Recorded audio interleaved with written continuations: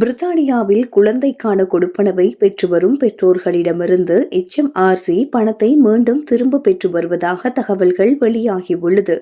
உங்களது அல்லது உங்களது துணைவரின் வருடாந்த வருமானம் 60,000 பவுண்டுகளுக்கு அதிகமாக இருந்தால் நீங்கள் பெற்ற குழந்தை கொடுப்பனவின் ஒரு பகுதியை அரசாங்கத்திற்கு மீண்டும் செலுத்த வேண்டும்.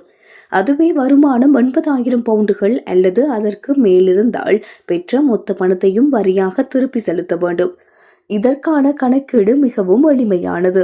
60,000 பவுண்டுகளுக்கு மேல் நீங்கள் சம்பாதிக்கும் ஒவ்வொரு 200 பவுண்டுகளுக்கும் உங்களது குழந்தை கொடுப்பனவிலிருந்து 1% பணத்தை அரசாங்கத்திற்கு திருப்பி செலுத்த வேண்டும். உதாரணமாக, ஒருவருடைய நிகர வருமானம் 67,600 பவுண்டுகள் எனின் அது நிர்ணயிக்கப்பட்ட அளவை விட 7,600 பவுண்டுகள் அதிகமாகும். இந்த 7,600ஐ 200ஆல் வகுத்தால் 38 வரும். அதாவது அவர் தனது குழந்தை கொடுப்பனவில் 38% அரசாங்கத்திற்கு திருப்பி செலுத்த வேண்டும். இதேவேளை கடந்த 2023-2024 ஆண்டு நிதியாண்டில் உங்களது வருமானம் 50,000 பவுண்டுகளுக்கு மேல் இருந்திருந்தால் நீங்கள் ஒரு பகுதியை திருப்பி செலுத்த வேண்டும். வருமானம் 60,000 பவுண்டுகளுக்கு மேல் இருந்தால் முழு பணத்தையும் செலுத்த வேண்டும். அங்கு ஒவ்வொரு 100 பவுண்டுக்கும் 1% வரியாக கணக்கிடப்பட்டது. உதாரணமாக, கடந்த நிதியாண்டில் ஒருவரது வருமானம் 56,700 பவுண்டுகள் எனின் அவர் 67% பணத்தை திருப்பி செலுத்த வேண்டும்.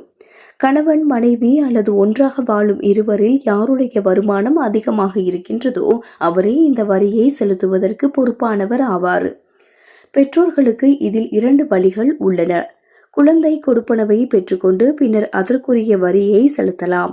அல்லது தேவையற்ற வரி பிரச்சினைகளை தவிர்க்க குழந்தை கொடுப்பனவை பெறுவதையே முற்றாக நிறுத்துவதற்கு விண்ணப்பிக்கலாம். இந்த வரி பணத்தை உங்களது மாத சம்பளத்திலிருந்து கழிக்கப்படும் பேயி முறை மூலம் செலுத்தலாம் அல்லது சுய மதிப்பீட்டு வரி தாக்கல் மூலமும் செலுத்தலாம். இருப்பினும் நீங்கள் சுய தொழில் செய்பவராகவோ அல்லது சேமிப்பு மற்றும் முதலீடுகள் மூலம் வருமானம் ஈட்டுபவராகவோ இருந்தால் கண்டிப்பாக சுய மதிப்பீட்டு முறை மூலமே இந்த வரியை செலுத்த வேண்டும்.